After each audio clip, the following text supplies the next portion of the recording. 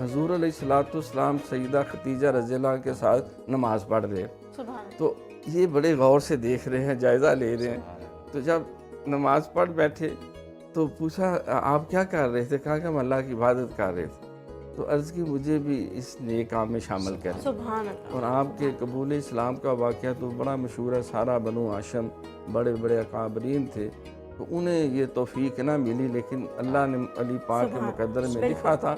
آپ کا قد مبارک قدرے چھوٹا تھا، لیکن پنجوں پہ کھڑے ہو کر، پنجوں کے اوپر کھڑے ہو گئے ہیں، ایک لمبا سا کرتا پہنا ہوا ہے، ایک طرف کھجوریں ہیں، کھجوریں کھاتے ہیں اور اس کی گٹھلی دوسری جیب میں ڈالتے جاتے ہیں۔ اور پھر یہی فرمایا کہ میں بے شک عمر میں چھوٹا، یہ بڑے بڑے بزرگ داڑھیوں والے سارے بیٹھے ہیں، اور میری عمر بھی تھوڑی ہے، آنکھوں کی بھی تھوڑی سی تکلیف ہے، ٹانگیں بھی پتلی ہیں، لیکن پنجوں پہ کھڑے ہو کے عرض کی حضور میں آپ کا دنیا میں ہر طرح ساتھ دوں گا آپ کے دین کے لیے۔